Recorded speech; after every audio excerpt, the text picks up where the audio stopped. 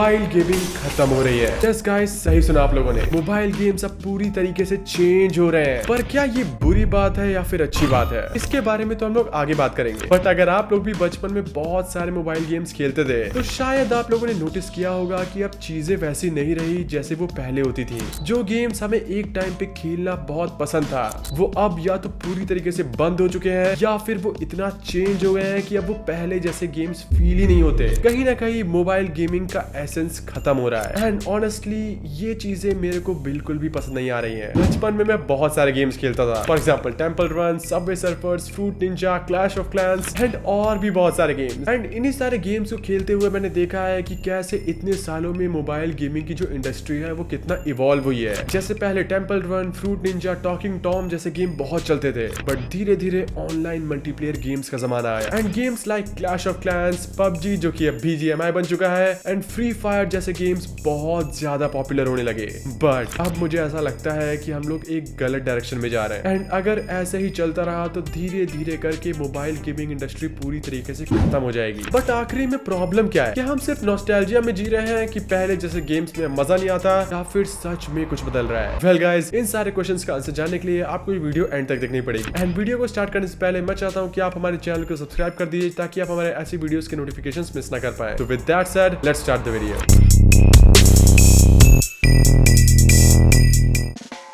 अब आप लोग वो दिन याद करिए जब हम लोग mini militia, Minecraft pocket edition, angry bird जैसे सिंपल और फन गेम्स खेलते थे। बट फिर धीरे धीरे गेम लॉफ्ट के बड़े गेम्स आए जैसे मॉडर्न कॉम्बैट, गैंगस्टर सीरीज जो पीसी और कंसोल्स गेमिंग का एक मोबाइल वर्जन ला रहे थे। एंड उसके बाद आया बैटल रॉयल्स का जमाना। फोर्टनाइट, पबजी मोबाइल और कॉल ऑफ ड्यूटी मोबाइल ने गेमिंग इंडस्ट्री को पूरी तरीके से बदल दिया। ये सारी चीजें उस टाइम इतनी अच्छी लग रही थी, ये लगता था कि मोबाइल गेमिंग का फ्यूचर बहुत ब्राइट है। बट अब हम लोग सिर्फ वेट करते रहते हैं कि कोई अच्छा गेम आए मोबाइल पे, जैसे Valorant mobile, war zone mobile. But इसके अलावा भी ऐसे बहुत सारे गेम्स हैं जिनका हम लोग वेट कर रहे हैं कि वो लोग मोबाइल पे जल्दी आए, जिसमें सबसे बड़ा एग्जांपल तो GTA 5 ही है। बट गाइस, अगर नए गेम्स इतने बढ़िया लग रहे हैं हम लोगों को तो फिर दिक्कत क्या है? क्यों मुझे लगता है कि मोबाइल गेमिंग इंडस्ट्री खत्म हो रही है? वेल, इसके पीछे बहुत सारे पॉइंट्स हैं, जिसमें जो मेरा सबसे पहला पॉइंट है वो ये है कि डेवलपर्स को लॉन्ग टर्म फ्यूचर की परवाह ही नहीं है। अब एक टाइम था जब एक गेम रिलीज होता था और लोग 5 से 10 साल तक उस गेम को खेलते थे। इसीलिए Pixar gun 3D, Minecraft pocket edition और मॉडर्न कॉम्बैट जैसे गेम्स आज भी काफी ज्यादा खेले जाते हैं। बट आप लोग अब देखिए, कोई नया गेम आता है वो 1 या 2 साल चलता है और फिर बंद हो जाता है। जैसे कोई 2021 का गेम 2022 में शट डाउन हो रहा है। मतलब कोई भी mobile game long term survive कर ही नहीं पा रहा है। एंड इसके बहुत सारे एग्जांपल्स हैं, जैसे कि अमंग अस, जो कि एक टाइम पे बहुत पॉपुलर हुआ था बट 1-2 साल में उसकी हाइप भी खत्म हो गई। ऐसे ही मोबाइल गेम्स में गेम्स आ रहे हैं और चले जा रहे हैं। कोई भी लॉन्ग टर्म मोबाइल गेम अभी तक हमें देखने को नहीं मिला है। अगर हम लोग बैटल रॉयल गेम्स को हटा दे तो, बिकॉज पहले के डेवलपर्स सोचते थे कि गेम को लॉन्ग लास्टिंग बनाना है, पर अब सिर्फ हाइप के बेसिस पे गेम्स को रिलीज करते हैं। बस लॉन्च करो, पैसे कमाओ और अगले प्रोजेक्ट पे शिफ्ट हो जाओ। नंबर 2, कॉर्पोरेशंस का ज्यादा कंट्रोल। अब 2012 से 2015 के बीच में मोबाइल गेमिंग इंडी गेमिंग डेवलपर्स के हाथ में थी। मतलब छोटी छोटी गेमिंग कंपनीज या फिर टीम्स बहुत ज्यादा अमेजिंग गेम बना रही थी। बट आज के टाइम पे नेटीज, Tencent, EA, Ubisoft, Activision, blizzard, ये सारे $billion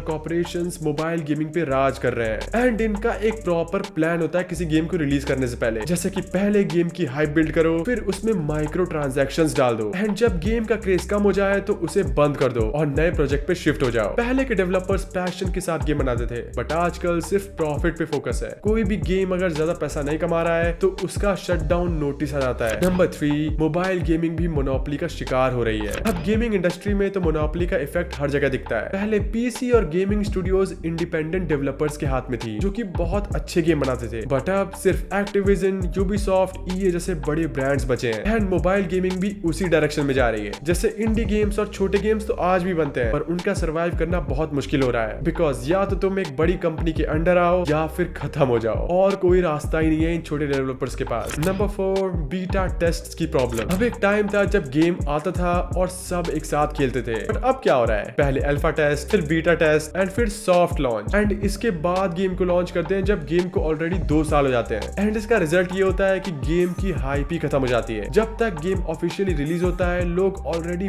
बोर हो चुके होते हैं। यूट्यूब पे पहले ही लीक्स और गेम प्ले वीडियोस आ जाती हैं और जब तक गेम फाइनली लॉन्च होता है लोग उसमें इंटरेस्टेड ही नहीं होते हैं। अब इतना लेट गेम को लॉन्च करेंगे तो ये तो हो गई, बट गाइस इन सारी चीजों का सोल्यूशन क्या है? वेल, अगर मोबाइल गेमिंग को बचाना है तो कुछ चीजें चेंज करनी पड़ेंगी। फॉर एग्जांपल, डेवलपर्स को फिर से पैशनेट और क्रिएटिव बनना होगा। पहले जैसे एक्सपेरिमेंटल और यूनिक गेम्स बनाने पड़ेंगे। इंडी गेम्स को ज्यादा सपोर्ट मिलना चाहिए और बड़े कॉर्पोरेशंस को कंट्रोल कम करना पड़ेगा। एंड गेम्स का लाइफ स्पैन बढ़ाना होगा। हर नए गेम के साथ एक टेम्पररी प्रोजेक्ट नहीं बल्कि लॉन्ग टर्म इन्वेस्टमेंट की तरह ट्रीट करना पड़ेगा। बीटा टेस्ट और लॉन्च साइकिल्स को कम करना होगा बिकॉज जितना लेट लॉन्च उतना ही कम इंटरेस्ट। तो मोबाइल गेमिंग का फ्यूचर क्या हो सकता है? वेल गाइस, मैं कोई डूम्सडे प्रेडिक्शन नहीं दे रहा हूँ। मोबाइल गेमिंग अब भी एक बहुत पावरफुल प्लेटफॉर्म है और अगर सही डायरेक्शन में जाए तो पीसी और कंसोल गेमिंग को भी टक्कर दे सकती है। बट इसके लिए जरूरत है कि कंपनी सिर्फ पैसे के बारे में ना सोचे बल्कि अच्छे गेम्स बनाने पे ध्यान दे। इंडी डेवलपर्स को ज्यादा सपोर्ट मिले एंड प्लेयर्स सिर्फ फ्लैशी ग्राफिक्स को देख के उस गेम को ना खेलें बल्कि गेम्स की क्वालिटी को भी देखें। एंड अगर इन सारी चीजों पे ध्यान रखा गया